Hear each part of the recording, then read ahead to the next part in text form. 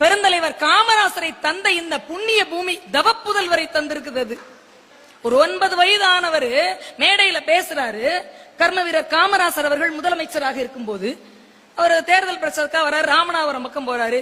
இன்னும் நான் வர்றதுக்குள்ள யாரோ பேசிக்கிட்டு இருக்காங்கன்னு, இது யாருன்னு ரொம்ப சின்ன பயலா தெரியுதேன்னு அப்படின்னாரு. நல்லா பேசுவாங்க, தலைவர் வர்ற வரைக்கும் கொஞ்ச நேரம் பேசட்டும், நாங்க தான் கூட்டு வந்தோம் மதுரையில இருந்து. மதுரையில இருந்து எப்படி வந்தான்? தனி கார். காசு?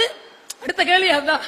9 வயசு பையனை காசு கொடுத்து கார் அமர்த்தி, எந்த காசு? கட்சி காசு. எங்க இருந்து வந்துச்சு? போகும்போது நான் கூட்டு போறேன்னு. பெரியவங்க யாராவது வயசானவங்க இருந்தா அந்த கார்ல அவங்கள அனுப்புங்க, நான் சும்மா தானே போறேன். யாரு? முதலமைச்சர் கார்ல ஒரு 9 வயது மாணவரை ஏத்திக்கிட்டு ராமநாதபுரம் அவுட்டர் வந்தவனை இறங்க சொல்லி, என்ன படிக்கிற? ஐயா இந்த மாதிரி 6ஆம் கிளாஸ் ஏதோ சொல்றாரு. இதே வேலையா திடுறேன், நல்லா பேசுறேன்னு மேடையில ஏத்தி விடுறாங்க, கை தட்டுறாங்க. விட்டு பொலேர்னு ஒரு அறை. காமராஜருடைய கைகள் சாமுத்திரிகா லட்சணப்படி கீழே போட்ட முழங்கால தாண்டி விழும். ராஜயோகம் உள்ள கை, கொடுத்து கொடுத்து நீண்டு போன கை, விட்டா எப்படி இருந்திருக்கும்? செவிழு செவ்வுங்குது.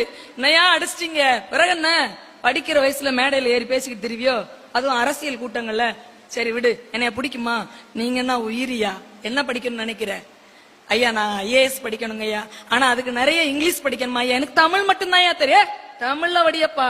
முதலில் ஈயாப்பா என்ற தேர்வை விருப்ப பாடம் தமிழிலே எடுத்து பாஸ் பண்ணது பாலகிருஷ்ணன் IAS அவர்கள் என்று சொன்னால், மலையிட பெயர்கள் என்ற ஒரு ஆய்வு என்ற நூலை தர முடியும் என்றால், ஒடியா என்ற மாநிலத்தினுடைய செயலராக இருக்க முடியும் என்று சொன்னால், இன்றும் நீர் மேலாண்மையும் ஆராய்வு நூல்களையும் தந்து கொண்டிருக்க முடியும் என்று சொன்னால், இந்த தனி வரலாறு, இந்த தலைவர்களுடைய வரலாறு